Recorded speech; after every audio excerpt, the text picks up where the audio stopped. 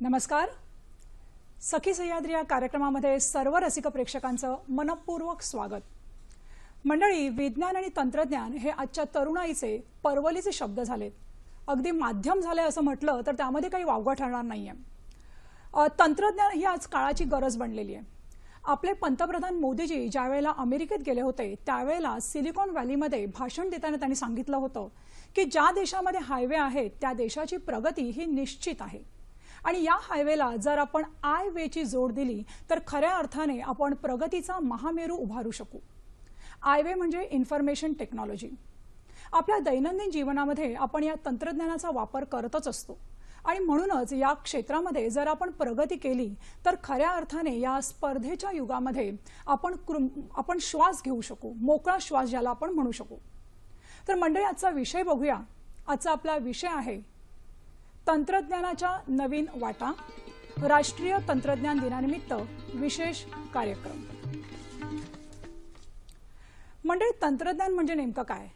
प्राचीन काळापासून तंत्रज्ञान आपण पाहतोच आहे, परंतु प्राचीन काळापासून आधुनिक काळापर्यंत या तंत्रज्ञानामध्ये कशा प्रकारचे बदल घडलेले आहेत, कशा प्रकारची स्थित्यंतरं झालेली आहेत आणि ही स्थित्यंतरं घडत असताना आपल्या शास्त्रज्ञांना कशा प्रकारच्या अडचणींचा सामना करावा लागलेला आहे, कोणत्या आव्हानांना त्यांना तोंड द्यावं लागलेलं आहे, या सर्व गोष्टींची चर्चा करण्यासाठी आज आपण आपल्या स्टुडिओमध्ये दोन तज्ज्ञांना निमंत्रित केलेलं आहे. प्रथम आपण त्यांची ओळख करून घेऊया. आपल्या पहिल्या तज्ज्ञ आहेत नीला राजहंस मॅडम. नमस्कार मॅडम. सखी सह्याद्री या कार्यक्रमामध्ये आपलं मनपूर्वक स्वागत. नमस्कार. मॅडम बद्दल सांगायचं झालं तर मॅडम या युनिव्हर्सिटी लेवलला गोल्ड मेडलिस्ट होत्या. त्याचप्रमाणे ओमकार हे कृत्रिम स्वरयंत्र मॅडमने बनवलेलं होतं, ज्याची दखल जपानने घेतली आणि मेयर ऑफ ओसाका हा जो एक्सलन्स अवॉर्ड आहे तो अवॉर्ड देखील मॅडमना दिला गेलेला होता. मॅडम COEP म्हणजे कॉलेज ऑफ इंजिनिअरिंग पुणे या ठिकाणी माजी विभाग प्रमुख म्हणून देखील त्यांनी काम केलेलं आहे आणि सध्या त्या याच ठिकाणी प्रोफेसर म्हणून देखील काम करत आहेत. पुन्हा एकदा मॅडम या कार्यक्रमामध्ये आपलं मनपूर्वक स्वागत. धन्यवाद. मंडळी, आपल्या दुसऱ्या तज्ज्ञ आहेत गीतांजली गद्रे मॅडम. नमस्कार मॅडम. या कार्यक्रमामध्ये आपलं मनपूर्वक स्वागत. मॅडम बद्दल सांगायचं झालं तर मॅडम या सीडॅक या संस्थेमध्ये जॉईंट डायरेक्टर म्हणून काम करत आहेत.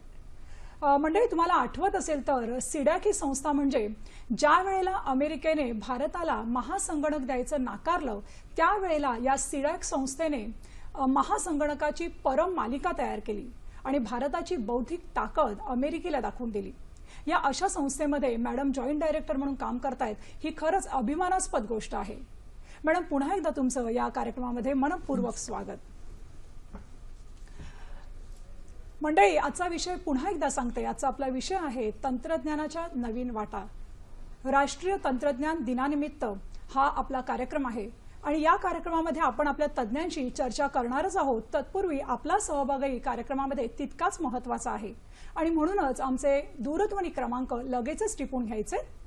आमचे दूरध्वनी क्रमांक आहेत 24908050, 24988050. तसंच मोबाईल धारकांनी आणि मुंबई बाहेरील प्रेक्षकांनी कृपया 022 हा कोड क्रमांक लावायचा.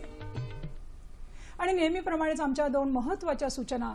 कृपया प्रश्न विचारत असताना आपल्या दूरदर्शन संचाचा आवाज कमी ठेवायचा आहे, जेणेकरून आपला प्रश्न आमच्या तज्ज्ञांपर्यंत व्यवस्थितपणे येऊन पोहोचेल.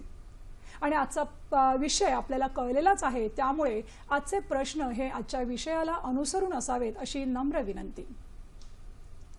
मॅडम, चर्चेला सुरुवात करताना राजहंस मॅडम, मला तुम्हाला असं विचारायचं आहे की आपलं आताचं जे जीवन आहे ते अगदी टेक्नॉलॉजीमय झालेलं आहे. आपण सकाळी उठल्यानंतर पहिल्यांदा आपण मोबाईल चेक करतो, त्याच्यानंतर गिझर ऑन करतो, मायक्रोवेव्ह चालू करतो, लॅपटॉप उघडून आपले ईमेल्स देखील चेक करतो, नंतर मग सगळी कामं आपली आटपतो, लिफ्टचा आधार घेऊन आपण खाली जातो, रिमोट कीने आपली कार उघडतोय, कारचं दार उघडतोय.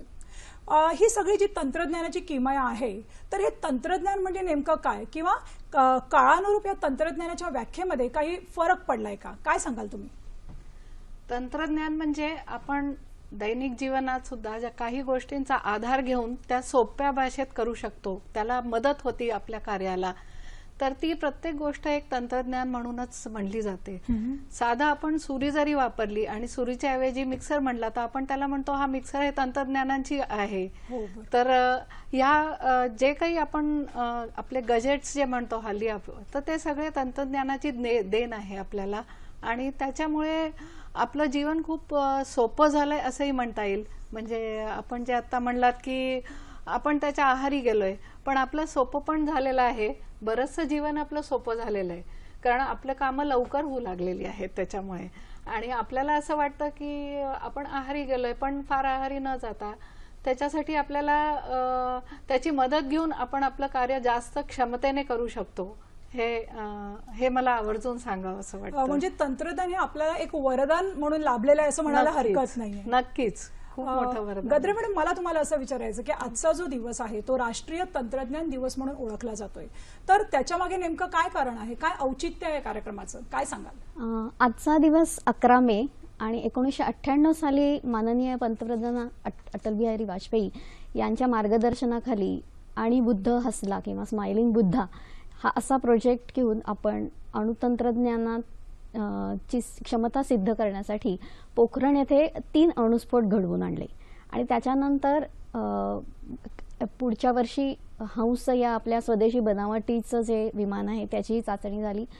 नंतर कालांतराने त्रिशूल या आपल्या मिसाईलचं फायरिंगची टेस्टही याच दिवशी झाली. आणि असं आहे की तंत्रज्ञानाचं महत्त्व, शास्त्र आणि तंत्रज्ञानाचं महत्त्व. पोखरणचं चित्र आपण स्क्रीनवर बघू शकतोय. बोला मॅडम. तर शास्त्र आणि तंत्रज्ञानाची ओळख जास्तीत जास्त लोकांना व्हावी आणि ती जास्तीत जास्त लोकांपर्यंत पोहोचवावी आणि या क्षेत्राकडे नवीन नवीन तरुण मुलांचा ओढा यावा, या क्षेत्रात त्यांनी करिअर करावं, यासाठी हा तंत्रज्ञान दिवस साजरा केला जातो. आणि ज्या आस्थापना आणि वैयक्तिक स्तरावरती जे लोक नवीन तंत्रज्ञानाचा वापर करून प्रॉडक्ट्स डेव्हलप करतात आणि ते सर्वसामान्यांच्या उपयोगासाठी आणतात, या लोकांना निवडून राष्ट्रीय स्तरावरती त्यांचा माननीय राष्ट्रपतींच्या हस्ते सत्कार केला जातो. आणि अशा रीतीने आपण आणि बऱ्याच ठिकाणी वेगवेगळे तंत्रज्ञानाची माहिती देण्याचे कार्यक्रम साजरे केले जातात. अशा रीतीने आपण हा दिवस साजरा करतो. आणि मला वाटतं पोखरण या ठिकाणी ही जी घटना त्या दिवशी घडली होती, त्यावेळेला माननीय इंदिरा गांधी या पंतप्रधान होत्या, बरोबर ना? बरोबर आहे. हां, तर मॅडम, मला पुढचा प्रश्न राजहंस मॅडमना विचारायचा आहे की खरं सांगायचं तर तंत्रज्ञान हे काय आता विकसित झालेलं नाही, अगदी आदिमानवापासून ते विकसित होत आहे. अगदी आदिमानवाने 2 दगड एकमेकांवर घासले आणि त्यातनं अग्नी निर्माण केला. त्यानंतर चाकांचा देखील शोध लावलेला होता, ज्यामुळे मैलांची अंतरं आपण इझिली पार करू शकलो. तर हे तंत्रज्ञान जे प्राचीन काळी सुरू झालेलं आहे आणि आज आधुनिक काळ आहे, तर या तंत्रज्ञानाचा प्रवास नेमका कसा झाला, काय सांगाल तुम्ही? अगदी बरोबर बोललात आपण पुरातन काळात जर बघितलं तर आपण म्हणतो सेतू बांधला गेला लंकेवर, भारतापासून लंकेवर, ते पण तंत्रज्ञानच होतं. पुष्पक विमान जे आपण म्हणतो तो पण तंत्रज्ञानच होतं. आणि हळूहळू त्याची प्रगती काही काळात कमी झाली, पण हल्ली आता गेल्या 20 वर्षात जर म्हटलं तर त्याची प्रगती फार वेगाने होत आहे. आणि हळूहळू मग अवजार झाले, विकसित झाले, नवीन मशीन झाल्या, वीज आलं, टेलिफोन आले, रस्ते झाले, आपलं इन्फ्रास्ट्रक्चर जे डेव्हलप झालं, त्याच्यामुळे आपण जग जवळ आलं असं म्हणतो.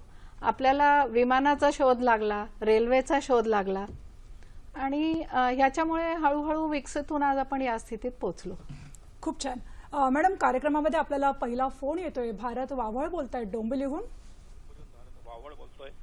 नमस्कार सर, बोला. माझा प्रश्न असा आहे की संपूर्ण जगातच नव्हे तर आपल्या देशातही आधुनिक तंत्रज्ञानाशी वेगाने पुढे जात असताना आपण आपल्या दैनंदिन व्यवहारामध्ये हे आधुनिक तंत्रज्ञानाचा वापर आपल्या जीवनात, कुटुंबात किंवा रोजच्या व्यवहारामध्ये कशा प्रकारे याचा जास्तीत जास्त उपयोग करून आपलं जीवन अतिशय आनंदी करू शकतो. आणि त्यावर दुसरा प्रश्न असा आहे की साधारणतः शहरी भागामध्ये हे आधुनिक तंत्रज्ञान अतिशय व्यापलेले आहे आणि याचा फायदा शहरी जीवनामध्ये फार होत असताना आपल्या ग्रामीण भागामध्ये तेवढं पुढे गेलेलं आहे तंत्रज्ञान. यावर आपण प्रकाश टाकावा. धन्यवाद. धन्यवाद सर. तत्पूर्वी आपल्याला आणखी एक फोन आलेला आहे. शलाका गाडगीळ बोलतायत. बोला मॅडम. मी शलाका गाडगीळ नमस्कार. प्रश्न विचारू इच्छिते. माझा असा प्रश्न आहे की तंत्रज्ञानाचे फायदे आणि तोटे काय आहेत? धन्यवाद मॅडम. पहिल्यांदा आपण मॅडम भारतजींच्या प्रश्नाकडे जाऊया. राजहंस मॅडम, मला तुम्हाला असं विचारायचंय, भारतजींनी प्रश्न विचारलेला होता की हे जे तंत्रज्ञान आहे त्याचा आपल्या दैनंदिन जीवनामध्ये कसा वापर करता येतो किंवा आपण कसा वापर करून घेतो? भारतजी, हा प्रश्न खूपच रेलेव्हेंट आहे आणि सगळ्यात पहिली गोष्ट मी सांगू इच्छिते की आपल्यामध्ये फार मोठा गैरसमज आहे की तंत्रज्ञान हे फक्त शास्त्रज्ञ लोकच वापरू शकतात. पण आपण नकळत तंत्रज्ञानाचा उपयोग करत असतो. जसं आपण सुरुवातीला सांगितलं की आपण सकाळी उठून पहिला मोबाईल बघतो, हे तंत्रज्ञान नाही का? पण ह्याच्यामध्ये सगळ्यात महत्वाचा वाटा स्त्रीचा असतो दैनंदिन जीवनामध्ये. कारण तिचं एक मत असतं की मला ह्या नवीन ज्या वस्तू आहेत त्या वापरता येणारच नाहीत. पण तो जो आत्मसन्मान आपण वाढवला तर सगळ्या नवीन वस्तूंचा आपण शिकून आणि उपयोग करू शकतो. आणि हल्ली इतक्या वस्तू आलेल्या आहेत बाजारामध्ये ज्या नवीन नवीन तंत्रज्ञानाने आपण फोटो काढू शकतो कॅमेरामधनं. हे पण कार्य आपण घरी करू शकतो निश्चित.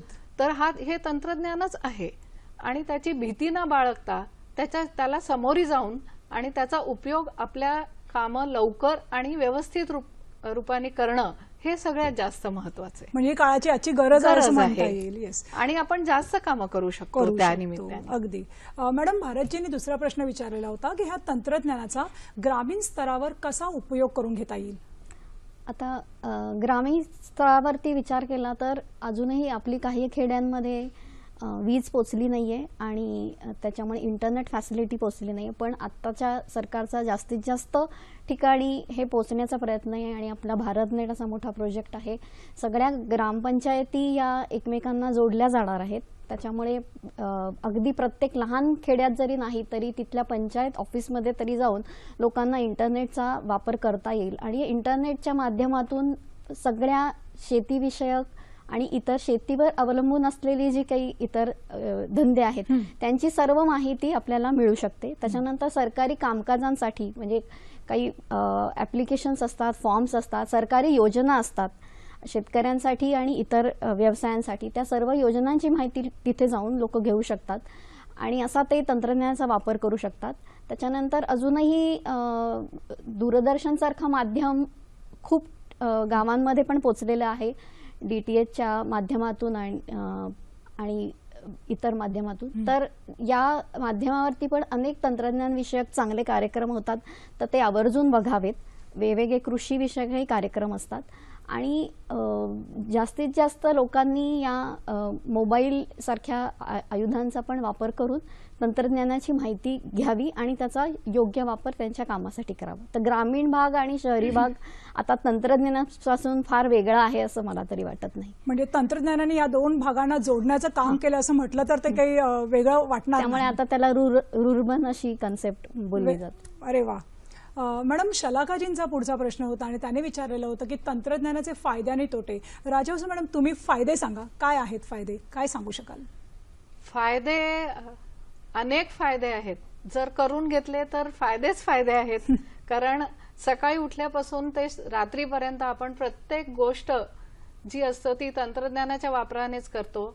सुरुवात मी केली, मिक्सर आहे, फ्रीज आहे, मायक्रोवेव्ह आहे, गाडीवरनं चालतो आहे, आपण टीव्ही बघतो आहे, आपण फोन वापरतोय, हे फोनवर इमेज घेतोय, हे फोनवर व्हिडिओ कॉल करतोय. आज आपल्या परदेशी असलेल्या लोकांशी सुद्धा आपण व्हिडिओ कॉलिंग करतो, हे तंत्रज्ञानच आहे. आणि त्याचे शाळेतल्या मुलांना म्हणा किंवा आपल्या किसान लोकांना, त्यांना खूप फायदा झालाय. कारण त्यांना सतत हवामानाचा अंदाज लगेच कळतो, पाऊस किती पडेल हे कळतं, आपण कसं नवीन बीज घेऊन नवीन आपण आपलं उत्पादन कसं वाढवू शकतो, उद्योग करणारी लोक ते कसे वाढवू शकतात, हा खूप मोठा फायदा आहे. आणि आपण त्या प्रगतीपथावर भारताला नेऊ शकतो. मला वाटतं नैसर्गिक आपत्तींबद्दलही त्यांना थोडीशी माहिती तंत्रज्ञानामुळे मिळू शकते. आपले जे उपग्रह आहे ते एवढ्यासाठीच केलेले आहेत की आपल्याला नैसर्गिक आपत्ती ज्या येतील त्यांची पूर्व कल्पना देऊ शकतील आणि त्या पूर्व कल्पनेमुळे आपण त्याप्रमाणे आपली सोय करू शकतो. निश्चित.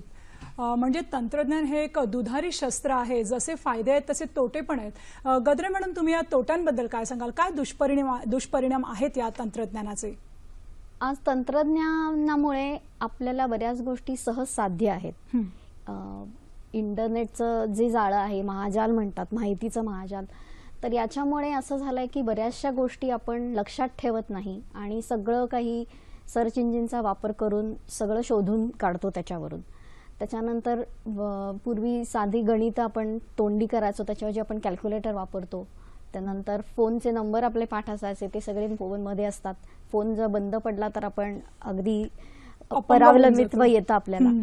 आणि आता म्हणजे सगळ्यासाठी ते वापरायचं हेच झालेलं आहे. तर ते परावलंबित्व आपण कमी करायला पाहिजे. त्याचा सुयोग्य वापर करणं हे खूप महत्त्वाचं आहे. आणि त्याच्यानंतर आजच्या नवीन पिढीमध्ये ते सतत सामाजिक माध्यमांशी जुळलेले असतात. त्याच्यामुळे त्यांचा एकमेकांशी सरळसा संवाद, डायरेक्ट कॉन्टॅक्ट आपण म्हणतो, तो फार कमी होत चाललाय. घरातली माणसं एकमेकांशी कमी बोलतात. तर हे सगळं आपण टाळायला पाहिजे. तंत्रज्ञानाचा अतिरेक टाळायला पाहिजे. आणि समाज माध्यमांचा उपयोग करताना खूप काळजीपूर्वक तो केला पाहिजे. कारण आपण असं बघतो की फोटो आणि व्हिडिओ अपलोड केले जातात आणि त्याचा दुरुपयोग केला जातो, मुलींना त्रास दिला जातो. तर समाज माध्यम वापरा जरूर, पण ते काय वापरायचं, कसं वापरायचं. आणि फायनान्शियल ट्रान्झॅक्शन जे बँकेचे आहेत, आपण पैसे पाठवतो, काढतो, हे सगळं आता आपण ऑनलाईन करतो. तर हे करत असताना हे सुकर आहेच आहे आणि ते करायलाच पाहिजे प्रत्येकाने. पण त्याच्यासाठी जे काही काळजी घ्यायची आहेत की वेगवेगळे पासवर्ड पाहिजेत, प्रोटेक्शन पाहिजेत, किंवा तुम्हाला बँकांकडनं मेसेजेस येतात की तुम्ही काय काळजी घ्या, तर त्याचं नीट पालन केलं पाहिजे. तर सुरक्षेच्या ज्या काही सूचना केल्या जातात त्याचा सगळ्यांचा वापर केला आणि तंत्रज्ञान वापरलं तर सगळं सुकर होईल. नाहीतर मग तुम्हाला तंत्रज्ञानाचे तोटेच दिसतील. म्हणजे तंत्रज्ञानाबाबत आपण सामान्य माणसाने थोडंसं सजग असणं जास्त गरजेचं आहे असं तुमचं म्हणणं आहे. मॅडम, तुम्ही या सीडॅक या संस्थेमध्ये काम करताय आणि मी सुरुवातीला सांगितलं होतं की सीडॅक या संस्थेने महासंगणकाची एक परम मालिका तयार केली होती. ज्यावेळेला हे सगळं काम केलं जात होतं त्यावेळेला त्यांना नेमक्या कोणत्या अडचणींचा सामना करावा लागला किंवा कशा प्रकारे हे काम झालं, काय सांगाल तुम्ही? आता ही गोष्ट सगळ्यांना माहिती आहे की अमेरिकेने आपल्या देशाला त्यांच्याकडचा सुपर कॉम्प्युटर नाकारला आणि त्यावेळेला राजीव गांधी पंतप्रधान होते आणि त्यांचे जे सल्लागार होते सॅम पित्रोदा, त्यांच्या सल्ल्याने त्यांनी असं सांगितलं की आपल्याला अमेरिका देत नाही तर आपणच का नाही आपला पूर्णपणे स्वदेशी बनावटीचा महासंगणक बनवायचा. आणि म्हणून त्यांनी विजय भाटकर यांच्या मार्गदर्शनाखाली centre for development of advance computing या संस्थेची 1988 साली स्थापना केली आणि त्यांना सांगितलं की अतिशय अवघड त्यांना दिलेलं होतं टार्गेट, ते म्हणजे 3 वर्ष आणि पैसे हे नवीन सुपर कॉम्प्युटर घेण्यासाठी जेवढे लागतील तेवढे 30 कोटी दिलेले होते आणि अशा सगळ्यांना घेऊन ते करायचं होतं. तर त्याच्यामध्ये मुख्य चॅलेंज असं होतं की त्यावेळेला जी टीम काम करत होती त्यांनी कुणी सुपर कॉम्प्युटर किंवा महासंगणक पाहिला नव्हतं. तर आणि ह्यावरती काम करणारे कुशल तंत्रज्ञ गोळा करणं हे एक मोठं आव्हान होतं. आणि हा कॉम्प्युटर द्यायचा नाही पण कॉम्प्युटर लागणारे सुटेभागही द्यायचे नाही, अशा प्रकारचे अनेक निर्बंध घातलेले होते. त्यामुळे मग कुठल्या देशातून कुठले भाग मिळवणं, त्यांची जुळणी करणं, आणि त्याचे 3 भाग असतात, हार्डवेअर, सॉफ्टवेअर आणि ॲप्लिकेशन. त्याच्यामध्ये हार्डवेअरमध्ये जे सुटे भाग असतात, प्रिंटेड सर्किट बोर्ड्स, वेगवेगळे कॉम्पोनंट्स, त्यांना एकमेकांसाठी जोडणारी यंत्रणा, त्याच्यानंतर त्याच्यावरती संगणक सॉफ्टवेअरची जी प्रणाली असते ती, आणि त्याच्यावरती जे ॲप्लिकेशन्स रन करायचे असतात ते ह्याची सगळ्याची ट्रेनिंग ह्या नवीन तंत्रज्ञानांना दिलं गेलं आणि त्या सगळ्यांनी ॲज अ टीम म्हणून त्यावेळेला काम केलं आणि अतिशय कमी वेळात हे करून दाखवलं. त्यामुळे 1991 साली आमचा, आपण बघू शकता, स्क्रीनवर बघू शकता मॅडम, तुम्ही सांगत राहा. हा आत्ता जो फोटो आपण बघताय तो आमचा लेटेस्ट आहे, परम युवा 2, त्या महासंगणकाचं हे चित्र आहे. आणि 1991 साली जो आम्ही केला त्याचं नाव होतं परम 8000. मॅडम, खूप छान सांगितलं तुम्ही. आपल्याला दूरध्वनीद्वारे आपल्याशी जोडल्या जात आहेत लीनाली सिंग मॅडम. त्या जॉईंट डायरेक्टर आहेत अप्लाइड आर्टिफिशियल अँड इंटेलिजन्स ग्रुपच्या. नमस्कार मॅडम. सखी सह्याद्री या कार्यक्रमामध्ये आपलं मनपूर्वक स्वागत. थँक्यू. आणि सर्वात प्रथम नॅशनल टेक्नॉलॉजी डे साठी तुम्हा सगळ्यांना हार्दिक शुभेच्छा. तुम्हालाही मॅडम.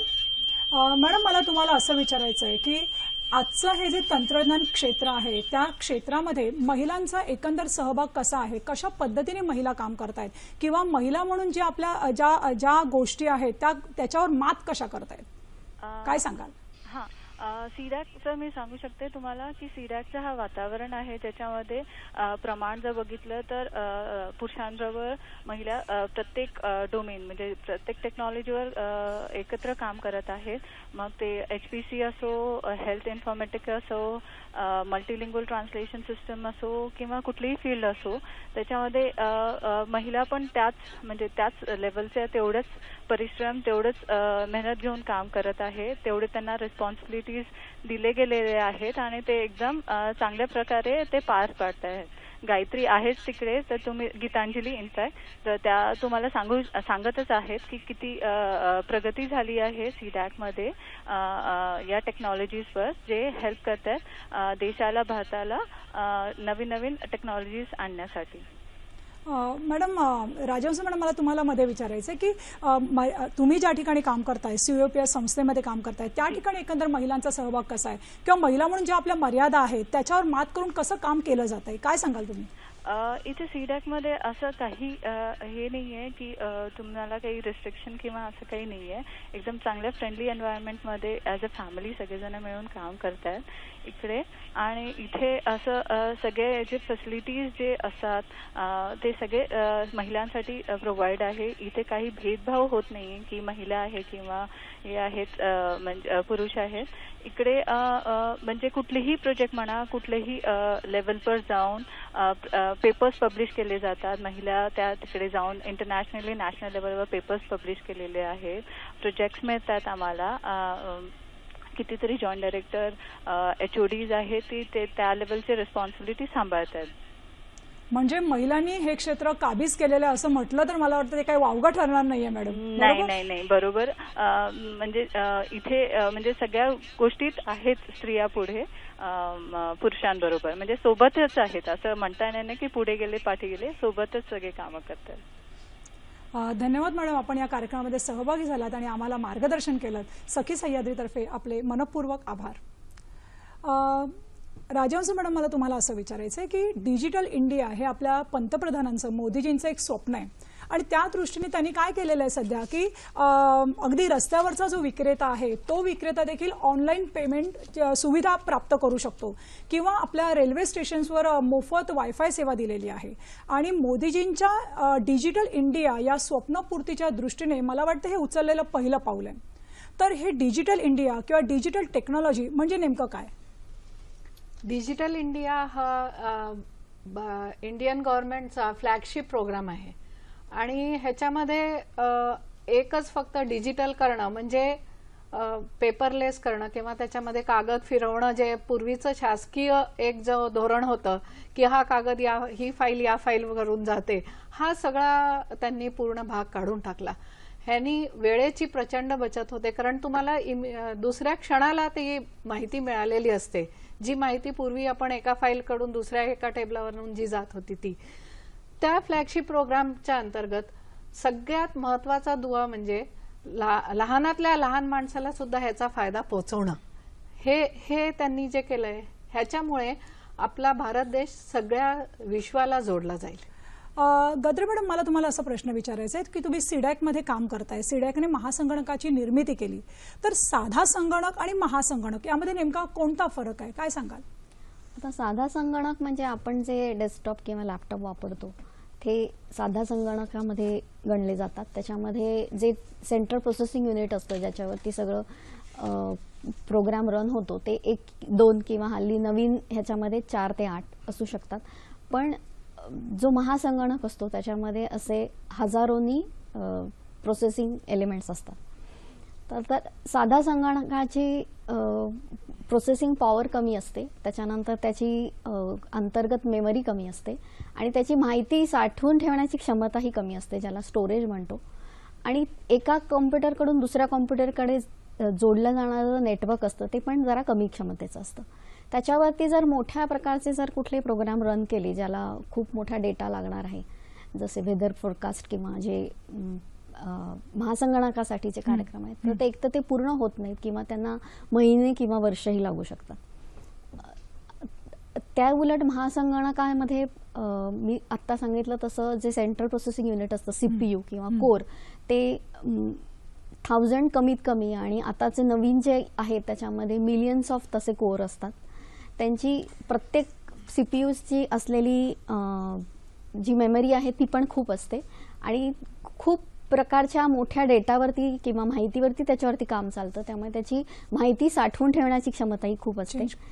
2 प्रोसेसिंग युनिटमध्ये जे कम्युनिकेशनचं नेटवर्क असतं ते वेगळ्या प्रकारचं असतं, ज्याच्यामध्ये 2 प्रोसेसरमध्ये कमीत कमी वेळात संदेश जाईल आणि जास्तीत जास्त प्रकारचा डेटा पण एका संगणकाकडून एका कोअरकडून दुसऱ्या कोअरकडे जाईल, अशा प्रकारचं नेटवर्क डिझाईन केलेलं असतं.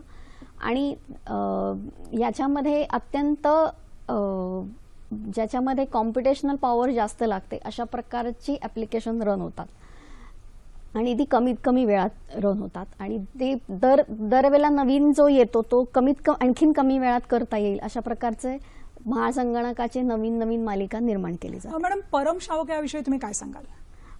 परम शावक, आता परम महासंगणक हा प्रत्येक इन्स्टिट्यूटला किंवा प्रत्येक अकॅडमिक इन्स्टिट्यूटला देणं अवघड आहे, कारण तेवढ्या त्याची कॉस्ट सगळ्यांना परवडतेच असं नाही. पण जास्तीत जास्त लोकांनी पॅरलल प्रोग्रामिंग काय आहे ते शिकावं, याच्यासाठी ही एक अकॅडमिक्स इन्स्टिट्यूट आणि छोट्या रिसर्च इन्स्टिट्यूटसाठी सीडॅकनी तयार केलेलं हे सोल्युशन आहे. आपण स्क्रीनवर बघू शकता परम शावक म्हणजे नेमकं कायचा अंदाज तुम्हाला स्क्रीनवर येऊ शकतो या चित्रावरनं. आणि दुसरी एक गोष्ट सांगायची म्हणजे महासंगणकाला खूप मोठी पॉवर लागते आणि त्याच्यासाठी त्याला जी हीट जनरेट होते त्यामुळे त्याची कूलिंग रिक्वायरमेंट पण खूप जास्त असते आणि त्याच्यामुळे त्याच्या उलट शावकचं असं डिझाईन आहे की ते त्याला कूलिंगची रिक्वायरमेंट कमी लागेल, त्यामुळे कुठल्याही साध्या ऑफिसमध्येही ते तुम्हाला ठेवता येईल आणि ते वापरता येईल आणि त्याचा उपयोग जास्तीत जास्त अकॅडमिक इन्स्टिट्यूट्सनी करावा आणि जास्तीत जास्त लोकांनी पॅरलल प्रोग्रामिंग शिकावं आणि मग नंतर त्यांचे ॲक्च्युअल ॲप्लिकेशन्स त्यांनी परमसारख्या महासंगणकावरती रन करावेत अशासाठी आम्ही परम शावकची निर्मिती केली. म्हणजे एक अत्याधुनिक तंत्रज्ञान म्हणता येईल, ची ओळख, त्याचं एज्युकेशन प्लॅटफॉर्म याला प्रोजेक्टला आपल्याला म्हणता येईल. मॅडम, आपल्याला पुढचा फोन येतोय, उमा महाजन बोलतायत बेळगावहून. बोला मॅडम. हॅलो, आजचा विषय खूपच चांगला आहे. Mobile, micro, TV, laptop, fridge वगैरे जे आता तंत्रज्ञानाचे वस्तू आहेत ते वापरल्यामुळे शरीरावर खूप विपरीत परिणाम होतो. ब्रेन, कान, डोळे, हात हे सगळेच अफेक्ट होतात असं मी वाचलेलं आहे. त्याचं आपलं मत काय? थँक्यू. धन्यवाद मॅडम. राजहंस मॅडम, आता आपल्याला उमाजींनी प्रश्न विचारलेला आहे की आपण दैनंदिन व्यवहारामध्ये ही सगळी साधनं वापरतोय, मोबाईल वापरतोय, लॅपटॉप वापरतोय, मुलं तर मोबाईलच्या आहारी गेलेली आहेत असं म्हटलं तर ते काही चुकीचं ठरणार नाहीये. तर याचा आपल्या शरीरावर एकंदर कशा प्रकारचा परिणाम होतोय, काय सांगाल तुम्ही? कुठलीही गोष्ट अति तिथे माती हे आपल्या लहानपणापासून आपण शिकत आलोय. त्यामुळे तंत्रज्ञानाचा वापर माफक दर्जात जर केला तर त्याचा काहीही दुष्परिणाम होतो असं मला वाटत नाही. फ्रीज म्हणला तर फ्रीजचा काहीही दुष्परिणाम होत नाही, अन्न चांगलं राहतं. हा, मायक्रोवेव्हच्या बाबतीत मी म्हणू शकते की हो, त्याचा अति जर वापर केला तर त्याचा दुष्परिणाम होऊ शकतो. पण जेव्हा आपण एखादा तंत्रज्ञानाचा उपयोग करून काही गोष्टी आपण आपल्या मदतीसाठी घेत असतो, तेव्हा त्याच वेळेला त्याचा दुष्परिणामांकडे पण आपण लक्ष देऊन आणि माफक जर उपयोग केला तर त्याचा दुष्परिणाम आपण टाळू शकतो. नक्कीच. मॅडम, तुम्हाला मला असा प्रश्न विचारायचा आहे की दिवसागणिक आता नवीन टेक्नॉलॉजी येते. अगदी आज मोबाईलचं एक मॉडेल येतं आणि 4 दिवसांनी नवीन मॉडेल येतं आणि आपली तरुणाई जी आहे त्याला नव्याचा ध्यास लागलेला आहे, त्यामुळे ते मॉडेल विकत घेतलं जातं. मग जुनं मॉडेल जे आहे त्याचं काय? त्याची गणना ई वेस्टमध्ये होते. तर या ई वेस्टची विल्हेवाट लावण्याचं काम कसं करायचंय आणि ह्या तरुण पिढीला त्या निमित्ताने आपण कसं जागरूक, कसं अवेअर करू शकाल, काय सांगाल तुम्ही? तर आधी ई वेस्ट म्हणजे मी सांगते, म्हणजे कुठलंही इलेक्ट्रिकल किंवा इलेक्ट्रॉनिक वस्तू ज्या आपण वापरतो, आपण बघू शकताय, छायाचित्र बघू शकता, त्या जेव्हा आपण वापरणं बंद करतो किंवा त्या बंद झालेल्या निकामी झाल्यात म्हणून टाकून देतो, तो सगळा जो कचरा आहे त्याला ई कचरा असं म्हणतात. तर हा नेहमीच्या कचऱ्यापेक्षा वेगळा कसा? तर या इलेक्ट्रॉनिक इक्विपमेंटसाठी जे काही पदार्थ किंवा मूलद्रव्य वापरलेले असतात त्याच्यामध्ये प्रामुख्याने शिसं म्हणजे लेड आणि मर्क्युरी म्हणजे पारा याचा वापर केला जातो. आणि ही काही प्रमाणात घातक द्रव्य आहेत, विषारी द्रव्य आहेत आणि यांची विल्हेवाट जर व्यवस्थित लावली नाही तर, आणि काही वेळेला कचरा जाळला जातो तर विषारी त्यांच्याकडून वायू निर्माण होतात, त्यामुळे तुमचं हवाचं प्रदूषण होतं. त्याच्यानंतर ती जर मातीत फेकून दिली तर मातीचं प्रदूषण होतं आणि पाण्यात ते घटक मिसळले तर पाण्याचं प्रदूषण होतं. आणि ह्या प्रदूषित पाणी किंवा या प्रदूषित सगळ्या वातावरणामुळे वेगवेगळ्या प्रकारचे आजार होऊ शकतात, चेतासंस्थेवरती परिणाम होतात आणि काही डिसऑर्डर्स निर्माण होतात. आणि संपूर्ण जगात हे संशोधन झालंय की अशा प्रकारचे जे विषारी द्रव्य आहेत त्याचा कमीत कमी वापर व्हावा. आणि आता काही वेळेला हे पदार्थ वापरावेच लागतात त्याची निर्मिती करण्यासाठी, म्हणून मग त्याच्यावरती उपाय काय? तर हे आपण नेहमीच्या कचऱ्यासारखं कचऱ्याच्या पेटीत टाकायचं नाहीये, ह्याची विल्हेवाट वेगळ्या प्रकारे करायची. तुम्ही बघितलं असेल, प्रत्येक इलेक्ट्रॉनिक वस्तू तुम्ही आणता त्यावेळेला बॉक्सवरती एक कचरापेटीचं चित्र असतं आणि त्याच्यावर फुली केलेली असते. याचा अर्थ काय? तर ते नेहमीच्या कचरापेटीत टाकायचं नाही आणि किंवा नेहमीच्या भंगारवाल्याला ते द्यायचं नाही. तर काही अशा संस्था आहेत, आता आमच्या पुण्यामध्ये स्वच्छ संस्था आहे की ते अशा प्रकारचा कचरा गोळा करून नेतात. आणि किंवा काही अशा संस्था आहेत की त्यांचं व्यवस्थित प्रकारे विल्हेवाट लावतात, त्याला रजिस्टर्ड रिफर्बिशर असं म्हणतात किंवा रजिस्टर्ड रिसायकलर असं म्हणतात. आणि त्यांच्याकडे ह्या द्यायच्या. तर ह्यांच्याकडे कसं देणार? तर मला असं वाटतं की वेगवेगळ्या सरकारी किंवा खाजगी आस्थापनांमध्ये आणि शाळा आणि कॉलेजेसमध्ये वेगळी एक बिन अवेलेबल करून द्यावी आणि सगळ्यांनी आपापल्या वैयक्तिक कचरा किंवा आस्थापनांचा जो कचरा आहे तो हा ई कचरा तो त्याच्यामध्ये टाकावा आणि त्या प्रॉपर रिसायकलरना बोलवून त्यांना तो द्यावा. आणि तरुणांना ह्याच्यामध्ये दुसरा एक संदेश द्यायचा म्हणजे 3 R खूप महत्त्वाचे आहेत की रिड्यूस, चा वापर कमी करा, नंतर रिसायकल करा म्हणजे पुनर्वापर करा आणि रियूज करा. रियूज करा. हे 3 R खूप महत्त्वाचे आहे. नक्कीच मॅडम. आणि मॅडमने आज ज्या आपल्याला सूचना दिलेल्या आहेत ई वेस्ट संदर्भातल्या, त्यावर थोडंसं आपण त्या सूचनांचं पालन करणं हे गरजेचं आहे. पुढचा आपल्याला कार्यक्रमामध्ये फोन येतोय. रवींद्र कुडाळकर बोलतायत पुण्याहून. बोला सर. नमस्कार. नमस्कार. माझे 2 प्रश्न आहेत मॅडम. पहिला प्रश्न मला असा विचारायचा आहे की तंत्रज्ञान क्षेत्रामध्ये सर्जनशीलता म्हणा, क्रिएटिव्हिटी किंवा इनोव्हेशन अधिक सकारात्मकपणे आणण्याच्या दृष्टीने काय केलं जावं असं अशा तज्ञांना वाटतं. आणि दुसरं असं की ग्रामीण भागातील अनेक विद्यार्थी असतात, हुशार असतात, बुद्धिमत्ता असते, कष्ट घेण्याची तयारी असते, पण त्यांना संशोधन करण्याची देखील इच्छा असते, पण मार्गदर्शन असं कुठे मिळेल हे समजत नाही, संधी कुठे उपलब्ध आहे हे पण समजत नाही. अशा विद्यार्थ्यांसाठी आपण काय संदेश द्याल? धन्यवाद. धन्यवाद. आपल्याला रवींद्रजींचा फोन आलेला होता आणि त्यांनी विचारलेलं होतं की तंत्रज्ञानाच्या दृष्टीने इनोव्हेशन आणि क्रिएटिव्हिटी कसं काम करतंय, काय सांगाल तुम्ही? तंत्रज्ञानाचा मुळात इनोव्हेशन किंवा क्रिएटिव्हिटी हा पाया आहे. कारण जेव्हा तुम्ही काही नवीन तंत्रज्ञान विकसित करता तेव्हा तुम्हाला क्रिएटिव्हिटी सगळ्यात महत्त्वाची असते. त्याच्यामध्ये तुम्ही नवीन काय करू शकता, नवीन काय डेव्हलपमेंट करू शकता, हे सगळ्यात महत्त्वाचं असतं. आणि आता हल्लीच्या जगात जर बघितलं तर प्रॉडक्ट डेव्हलपमेंट, प्रॉडक्ट डिझाईन आणि एर्गोनॉमिक्स या 3 गोष्टी प्रत्येक प्रॉडक्टशी निगडित आहेत.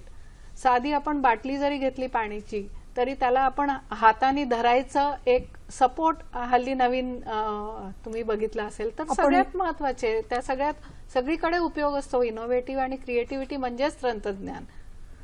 नक्कीच. दुसरा प्रश्न त्यांनी असा विचारला होता की ग्रामीण विद्यार्थ्यांना या तंत्रज्ञानाच्या दृष्टीने कसं आपल्याला अवेअर करता येईल. म्हणजे आपण इमेज बघू शकताय, कशा पद्धतीने आपण या ग्रामीण विद्यार्थ्यांना अवेअर करू शकतो, काय सांगाल मॅडम? राजहंस मॅडम तुम्ही सांगा. ग्रामीण विद्यार्थ्यांना सुद्धा तंत्रज्ञानाचा उपयोग करता येतो, कारण सध्या ई लर्निंग हा जो आहे नुसतं इंटरनेटच्या द्वारे नाही तर बऱ्याचशा हल्ली सीडीज उपलब्ध असतात की ज्याच्याद्वारे आपण त्यांना शिक्षण देऊ शकतो. ज्यांना मुलांना खूपसे मॉडेल्स उपलब्ध असतात की जर वीज नाही तरी ते मॉडेल्स घेऊन आणि त्या मॉडेल्सच्या द्वारे आपण त्यांना व्यवस्थित शिक्षण देऊ शकतो. आणि हल्ली शहरांमध्ये सुद्धा अनेक संस्था आहेत की ज्या मदतीला पुढे असतात की ग्रामीण भागातील विद्यार्थ्यांना आपण कशी मदत करू शकू आणि त्याच्यामुळे आपल्याला त्या लोकांना मदत करता येऊ शकते. अनेक संस्था याच्यामध्ये सध्या पुढे जात आहेत आणि त्या सगळ्या संस्था ग्रामीण भागाच्या विकासासाठी झटून राहिल्यात. त्यामुळे कुठेतरी या लोकांना संपर्क साधून हे लोक प्रयत्न करतात की ग्रामीण लोकांना संपर्क साधून ग्रामीण मुलांना पुढे आणावे. म्हणजे या योजना ग्रामीण विभागापर्यंत पोहोचवण्यासाठी थोडंसं अजून आपल्याला काम करण्याची गरज आहे. गद्रे मॅडम, मला तुम्हाला असं विचारायचं आहे की स्वातंत्र्याच्या या 60 वर्षामध्ये आपण अवकाश क्षेत्रामध्ये गगनभरारी घेतलेली आहे आणि अगदी आपण आपल्या भारताने स्वतंत्र उपग्रह तयार केले आणि ते अवकाशापर्यंत नेऊन सोडलेले आहेत. तेव्हा हे जे काम आहे, हे जे योगदान आहे तंत्रज्ञानाचं अवकाश क्षेत्रामध्ये, त्याबद्दल थोडक्यात तुम्ही काय सांगाल? थोडक्यात सांगायचं म्हणजे अवकाश क्षेत्रात आता जगातलं 5वं राष्ट्र म्हणून भारताला ओळखलं जातं आणि आपली चांद्रयान मोहीम ही अतिशय यशस्वी झालेली आहे आणि ध्रुवीय उपग्रह प्रक्षेपक यामध्ये पण आपलं अव्वल स्थान आहे. 2 महिन्यापूर्वीच आपण शतकांपेक्षाही जास्त उपग्रह अवकाशात पाठवलेले आहेत आणि चंद्रयानाची इमेज आपण बघू शकतो. आणि हे अवकाशात उपग्रह जे पाठवले ते फक्त आपल्या देशाचे नाही तर इतर देशांचेही उपग्रह आपण पाठवले. त्याच्यानंतर मागच्याच आठवड्यात आपण दक्षिण आशियासाठी वेगळा उपग्रह पाठवलेला आहे आणि सार्क मधल्या आपल्या मित्र देशांसाठी हा आहे. आणि या अवकाश तंत्रज्ञानामध्ये आपण इतकी भरारी घेतली आहे की आपण त्याच्यातलं एक सुपर पॉवर पण म्हणून ओळखला जातो. आणि शेती, आरोग्य आणि या सगळ्यासाठी याचा आपण उपयोग करू शकतो. आणि सर्व प्रकारची कम्युनिकेशनसाठी आपण या उपग्रहांचा उपयोग करतो. त्याच्यानंतर ग्लोबल पोझिशनिंग सिस्टीम जी आहे त्याच्यासाठी आता आपण अजून एक जो शेवटचा सॅटेलाइट सोडला त्याच्यामुळे आपलं आता इतर देशांच्या उपग्रहांवरचं अवलंबित्व कमी झालंय. म्हणजे ही एक मोठी कामगिरी आहे. म्हणजे तंत्रज्ञानाने आज अवकाश क्षेत्र जे आहे ते अगदी काबीज केले असं म्हणायला हरकत नाहीये. राजहंस मॅडम, मला तुम्हाला असं विचारायचं आहे की खरं तसं म्हटलं तर मेडिकल आणि इंजिनिअरिंग ही 2 वेगवेगळी क्षेत्र मानली जातात. पण जर या 2 क्षेत्रांनी हातात हात घेऊन जायचं म्हटलं तर हा दुग्ध शर्करा योग आपल्याला चांगलं आउटकम देऊ शकेल का? काय वाटतं? नक्कीच. मी जेव्हा शिक्षणाची सुरुवात केली होती कॉलेजची त्यावेळेला मेडिकल किंवा इंजिनिअरिंग ही 2 क्षेत्र उपलब्ध होती सक्सेसफुल करिअर करण्यासाठी. पण 2011 साली जेव्हा माझा ऍक्सिडेंट झाला आणि मला डॉक्टर म्हणाले की तुम्ही काय करता, तेव्हा मी सांगितलं मी प्रोडक्शन इंजिनियर आहे. तर ते म्हणाले की ठीक आहे, मी तुमचं ऑपरेशन करणार आहे, तर तुम्ही जे करता तेच मी करणार आहे, फक्त तुम्ही लाकडावर किंवा स्टीलवर करता आणि मी माणसावर करणार आहे. त्यावेळेला माझ्या लक्षात आलं की ही 2 क्षेत्र अजिबात वेगळी नाही, ही 2 क्षेत्र एकत्रच आहेत आणि त्या दोघांनी जर एकत्र काम केलं तर आपण फार पुढे जाऊ शकू. आणि या सगळ्यात पुढचं पहिलं पाऊल घेतलं ते सीओईपीनी बायोलॉजी हा विषय कंपल्सरी केला इंजिनिअरिंगच्या मुलांना. आणि आश्चर्याची बाब म्हणजे IIT मुंबईने नंतर बायोलॉजी कंपल्सरी केला. तर मेडिसिन हे जे आहे हे शरीराचं तंत्रज्ञानच आहे. त्यामुळे ह्या दोन जणांनी जर एकत्र आलेत तर आपण फार पुढे जाऊ शकतो. त्याचं कारण असं की प्रत्येक मेडिसिन किंवा डॉक्टरला जी काही अवजारं लागतात ती इंजिनियरच करून देऊ शकतो आणि त्याला जे काही ॲटमॉस्फिअर लागतं किंवा जे काही त्याला मदतीला लागतात त्या सगळ्या गोष्टी इंजिनियरच करतो. आणि ह्या दोघांनी जर एकत्र काम सुरू केलं तर त्याच्यासारखी दुसरी चांगली गोष्ट नाही. नक्कीच मॅडम, आपल्याला कार्यक्रमामध्ये पुढचा फोन येतोय. किशोर नगरकर बोलतायत वरळीहून. बोला सर. नमस्कार. मला असा प्रश्न विचारायचा होता की सॅटेलाइटच्या माध्यमातून आपण आपली सीमा सुरक्षा आणखी चांगली इफिशियंट करू शकतो काय? आता शत्रू आपला आरामात येतोय, आपल्या कॅम्प मध्ये शिरतोय, आणखीन आपल्या मेजरला वगैरे उडवत आहेत, तर ह्याच्यावरती काही आळा बसवण्याकरता काही तंत्रज्ञानाच्या नवीन वाटा बघता येतील का? धन्यवाद सर. राजहंस मॅडम, आता किशोरजींनी प्रश्न विचारलेला आहे की सॅटेलाइटचा आपण शोध लावलेला आहे किंवा या माध्यमाने आपली जी सीमा सुरक्षा आहे ती आपण जास्त इफेक्टिव्ह बनवू शकू का? सुरक्षिततेच्या दृष्टीने काय सांगाल तुम्ही? नक्कीच, कारण आपल्याला सगळ्याकडची या तंत्रज्ञानामुळे म्हणा किंवा आपल्याला ज्या सॅटेलाइटच्या माध्यमातून जे चित्र उपलब्ध असतात त्याच्यातनं आपण खरं म्हणजे बघू शकतो की कोण कुठे चाललंय. त्याचा एक आपण तोटा म्हणतो, पण सगळ्यात मोठा फायदा आपल्या सीमारेषेवरच होणार आहे, कारण आपण त्याची सतत राखणी करू शकतो की कुठनं काय आत शिरतायत किंवा लोक येतात आहेत, आणि आपल्याला जर माहिती असेल तर आपण त्याच्याबद्दल पावलं उचलू शकतो. नक्कीच मॅडम, आपली चर्चा खरंच उत्तरोत्तर खूप रंगते, पण कार्यक्रमामध्ये फार कमी अवधी उरलेला आहे. त्यामुळे गद्रे मॅडम, तुम्ही जाता जाता महिलांना या तंत्रज्ञानामध्ये येण्यासंदर्भात कोणता संदेश द्याल? काय सांगाल तुम्ही थोडक्यात, अगदी थोडक्यात? मगाशी राजहंस मॅडम जे म्हणाल्या तेच मी परत म्हणेल की महिलांमध्ये थोडा आत्मविश्वास कमी पडतो आणि कुठलंही नवीन डिव्हाइस वापरायला त्यांना जी भीती असते तर ती त्यांनी भीती बाळगू नये. सगळी आता जी नवीन मोबाईल टेक्नॉलॉजीज किंवा जे आहेत त्या खूप वापरण्यासाठी खूप सुकर आहेत, तर ते वापराव्यात. जे स्मार्टफोन आपण म्हणतो ते त्याच्यामध्ये वेगवेगळे ॲप्लिकेशन्स असतात, त्याच्यामुळे तुम्ही तुमचं आरोग्य सांभाळू शकता, तुम्ही वेगवेगळे माहितीविषयक व्हिडिओ बघू शकता आणि तर या सगळ्या त्याच्यावरनं तुम्ही बँकेची कामं करू शकता. तर हे मला जमणाने या ह्याच्यातून बाहेर पडून या स्मार्टफोनचा चांगला उपयोग करून मला असं वाटतं त्यांनी स्मार्ट वुमन नक्कीच व्हावं. नक्कीच. मॅडम, मला तुम्हाला असं विचारायचं की हल्लीची विद्यार्थी पिढी जी आहे थोडीशी कुठेतरी मोबाईलच्या आहारी जाते, त्यांना तुम्ही शेवटी काय संदेश द्याल? काय करायचंय नेमकं त्यांनी? मोबाईलच्या आहारी जाणं हे सगळं आपल्या स्वतःच्या हातात आहे आणि पहिलं पाऊल आम्ही असं शिक्षक म्हणून जे उचलतो ते वर्गात मोबाईल वापरायचा नाही. आणि सुरुवातीला जेव्हा नवीन मोबाईल आला तेव्हा आमच्या घरात सुद्धा आम्ही हे तंत्र वापरलं होतं की घरात शिरल्यानंतर मोबाईल बंद करा ना. एवढं सुद्धा जर तुम्ही करू शकलं की दिवसातनं 1-2-3 तास तरी मोबाईलचा वापर नाही तरी पुष्कळ त्याचा उपयोग होतो. मग तुमचा इंटरॅक्शन वाढतं, तुमचा फॅमिलीशी तुम्ही क्लोज होता, जवळीक साधते. ते 1-2 ताससाठी किंवा तुम्ही जेव्हा एकत्र असता त्यावेळेला मोबाईलचा वापर कमीत कमी करावा, तेव्हा बंद करावा. तर हा नुसतं मोबाईल नाही, बाकीचंही सगळं शक्यतोवर आपण आपल्या पुरातन संस्कृती सांभाळून जर आपण पुढे गेलो तर आपण या तंत्रज्ञानाचा सुद्धा उपयोग त्याच्यामध्ये चांगल्या रीतीने करू शकू असं मला वाटतं. नक्कीच मॅडम. तर मंडळी, या दोन्ही तज्ज्ञांनी आज कार्यक्रमामध्ये सहभाग घेऊन आपल्याला अतिशय मोलाचा असा संदेश दिलेला आहे, मार्गदर्शन केलेलं आहे. आणि आपलाचा जो विषय होता तंत्रज्ञानाच्या नवीन वाटा, खऱ्या अर्थाने आज आपल्या प्रेक्षकांना या नव्या वाटा गवसल्या असतील याची मला खात्री आहे. तर मंडळी, कसा वाटला आमचा कार्यक्रम? आपल्या प्रतिक्रिया आमच्यापर्यंत नक्की पोहोचवा. त्यासाठी आमचा ईमेल आयडी आम्ही सांगणारच आहोत, परंतु उद्याचा आमचा विषय काय आहे तो आधी जाणून घ्या. उद्याचा आपला विषय आहे सेवा हाच धर्म, जागतिक परिचारिका दिनानिमित्त कार्यक्रम. सहभाग आहे रंजना पराशर, अधीक्षिका शुश्रूषा सेवा विभाग, आणि नीलम बनसोडे, सहाय्यक संचालक, आरोग्य सेवा संचालनालय. आपल्या प्रतिक्रियांसाठी पुन्हा एकदा सांगते, आपल्या प्रतिक्रियांसाठी आमचा पत्ता आम्ही सांगतोय तो कृपया टिपून घ्यायचा आहे. आमचा पत्ता आहे www.facebook.com/sakhisayadri.dd आणि आमचा ईमेल आयडी आहे sakhisayadri@gmail.com. यूट्यूबवरही आपण आपल्या प्रतिक्रिया आमच्यापर्यंत पोहोचवू शकता. त्यासाठी आमचा पत्ता आहे www.youtube.com/sakhisayadri.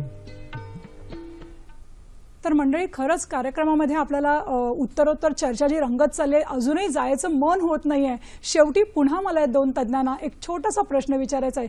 जाता जाता आणखी जनसामान्यांना मॅडम तुम्ही काय सांगाल? तंत्रज्ञानाचा सर्वात जास्त उपयोग करून आपल्यासाठी त्याचा उपयोग करणं सगळ्यात महत्वाचं आहे आणि त्याच्या आहारी न जाता त्याची मदत घेऊन आपण त्यातनं स्वतःची प्रगती आणि पर्यायाने देशाची प्रगती कसं करू शकू असं बघणं महत्वाचं आहे. मॅडमने खूप छान संदेश दिलेला आहे. देशाची प्रगती हा महत्वाची जी बाब आहे त्याच्याकडे मॅडमने आपलं लक्ष वेधलेलं आहे. गद्रे मॅडम, तुम्ही काय सांगाल? मला वाटतं तंत्रज्ञानाचा उपयोग करून आपण माननीय मोदीजींचं जे स्वप्न आहे डिजिटल इंडियाचं ते नक्की साकार करू शकतो. कुठे आहोत आपण आता असं सांगाल? म्हणजे या स्वप्नपूर्तीच्या दृष्टीने आपल्याला किती काळ लागेल ही स्वप्नपूर्ती करायला? तसं अगदी सांगता नाही येणार.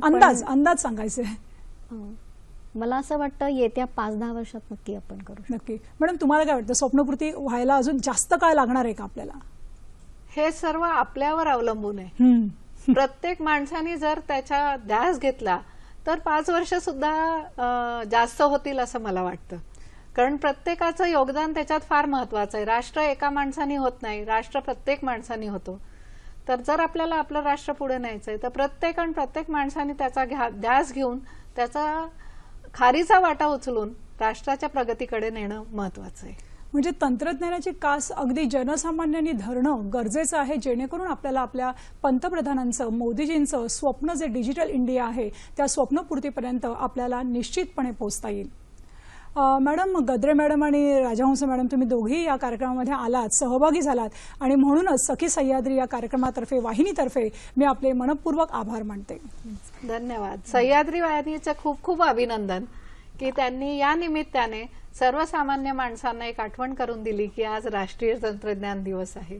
धन्यवाद. आणि तर मंडळी, कसा वाटला आमचा कार्यक्रम? आपल्या प्रतिक्रिया नोंदवायच्या आमच्यापर्यंत. पुन्हा भेटूया एका नव्या विषयासह. तोपर्यंत पाहत राहा सखी सह्याद्री.